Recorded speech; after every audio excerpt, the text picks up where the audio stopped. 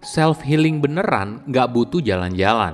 Kamu hanya butuh meluangkan waktu untuk dirimu sendiri. Halo semuanya, nama saya Michael. Selamat datang di channel saya, Sikutu Buku. Kali ini saya akan bahas soal fenomena self-healing dan anak muda. Apakah kamu sering dengar istilah self-healing? Banyak anak muda menggunakan istilah ini saat pergi liburan untuk keluar dari kepenatan sehari-hari. Tapi apakah ini benar? Bukankah kata yang lebih cocok adalah refreshing? Banyak penelitian memang menunjukkan kalau traveling punya dampak positif pada kesehatan mental. Namun perlu dipahami, pergi sejenak dari kenyataan tidak berarti kalau semua masalah kamu akan hilang. Namun yang terjadi, traveling membantu pikiran kamu kembali segar dan melihat hidup dari perspektif yang lebih jernih.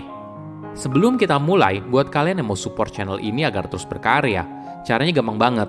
Kalian cukup klik subscribe dan nyalakan loncengnya. Dukungan kalian membantu banget supaya kita bisa rutin posting dan bersama-sama belajar di channel ini. Kata self-healing mungkin sudah familiar di telinga anak muda.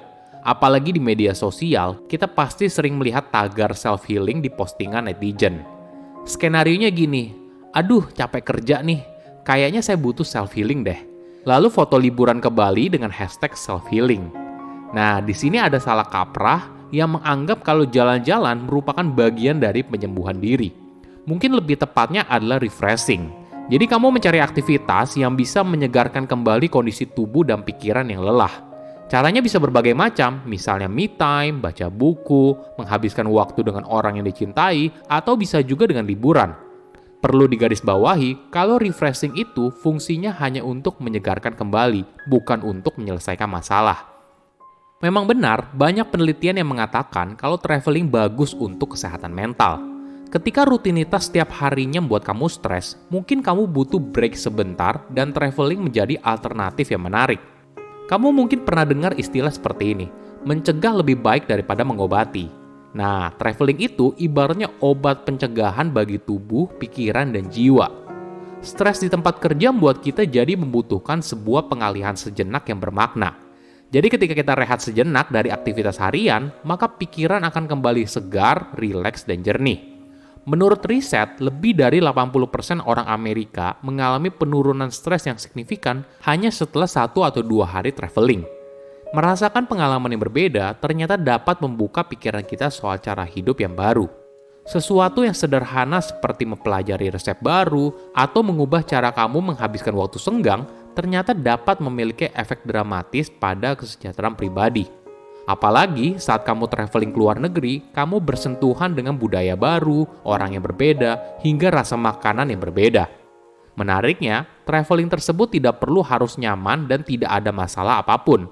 Mungkin saja terjadi hal yang tidak terduga. Misalnya pesawat kamu delay, tersesat di luar negeri, atau nyobain makanan yang bikin kamu sakit perut. Semua hal ini justru menjadi bagian dari sebuah cerita yang menarik. Ketika kamu berhasil melewati kejadian tersebut, maka akan muncul rasa pencapaian yang luar biasa. Selain itu, pelajaran berharga ini akan menjadi sangat penting bagi hidupmu di masa depan. Traveling dan merasakan hal baru dalam hidup selalu menyegarkan dan baik untuk kesehatan mental. Tapi bukan jawaban untuk semua masalah. Traveling tidak bisa menyelesaikan depresi, kecemasan, atau berbagai masalah mental. Pergi sejenak dari kenyataan tidak berarti kalau semua masalah kamu akan hilang. Namun yang terjadi, traveling membantu pikiran kamu kembali segar dan melihat hidup dari perspektif yang lebih jernih. Nah, sekarang coba saya bahas apa sih artinya self-healing. Self-healing adalah kondisi di mana kamu menyembuhkan diri yang sakit. Bisa berhubungan dengan kesehatan mental atau fisik. Penyembuhan diri bukanlah istilah yang umumnya digunakan dalam penelitian psikologis. Namun biasanya proses penyembuhan diri dari hal-hal seperti trauma, depresi, kecemasan, dan stres.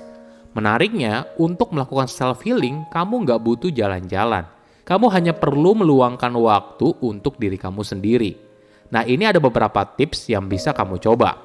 Pertama, penyembuhan diri dengan cinta kasih. Kadang kita selalu bersikap terlalu keras pada diri sendiri. Kita marah pada diri kita sendiri ketika kita gagal melakukan sesuatu, dalam kondisi sakit, dan sebagainya. Namun bersikap keras pada diri sendiri tidak akan membawa kebaikan. Malah bisa menghambat proses penyembuhan di dalam tubuh dan pikiran. Cobalah mulai dengan menulis surat untuk dirimu sendiri. Tulis segala hal baik dan bagaimana kamu bisa membantu diri kamu di masa depan. Kedua, penyembuhan diri dengan tidur yang cukup. Tidur ternyata punya efek menyembuhkan. Ketika kita kurang tidur, maka hal ini akan melemahkan sistem imun dan menghambat penyembuhan diri. Kita seringkali memprioritaskan untuk kerja lembur, main game, dan sebagainya daripada tidur yang cukup. Mungkin efeknya tidak begitu terasa apabila jarang terjadi. Namun apabila sering, hal ini malah berdampak buruk pada diri sendiri. Ketiga, penyembuhan diri dengan latihan pernafasan. Jika kamu seringkali merasa stres atau cemas, hal ini mungkin disebabkan alarm tubuh yang berhubungan dengan melawan atau kabur sedang aktif. Salah satu cara sederhana yang bisa kamu lakukan adalah berlatih untuk memperhatikan nafas. Latihan ini bisa membantu kamu untuk tenang dan menurunkan stres yang kamu hadapi. Ketika kamu memang mengalami trauma atau depresi, kamu menghadapinya, bukan melarikan diri. Itulah kenapa proses penyembuhan diri tidak butuh jalan-jalan. Hanya butuh waktu antara kamu dengan dirimu sendiri. Kondisi ini memang tidak nyaman, namun perlu kamu lalui untuk bisa berdamai dan akhirnya kembali tenang. Mungkin alasan kenapa banyak anak muda yang salah kaprah soal self-healing, karena mulai dari generasi milenial ke bawah, mereka lebih perhatian dengan kesehatan, khususnya kesehatan mental. Pada tahun 2015, menurut riset Pew Research Center, milenial merupakan generasi yang lebih perhatian untuk merawat diri daripada generasi sebelumnya. Mereka menghabiskan 2 kali lipat untuk perawatan diri, seperti daftar ke pusat kebugaran, rencana diet, terapi, dan sebagainya. Bagi anak muda sekarang, kesehatan bukan lagi sesuatu yang sifatnya lip service, namun mulai diterapkan dalam kehidupan sehari-hari. Tidak heran ketika mereka merasa penat melakukan aktivitas sehari-hari, mereka jadi beralih pada liburan untuk self-healing. Apalagi ditambah dengan perkembangan media sosial, kita mungkin saja jadi ikut-ikutan karena orang di sekitar kita menggunakan kata self-healing ketika mereka jalan-jalan. Oke, apa kesimpulannya? Pertama, salah kaprah soal self-healing.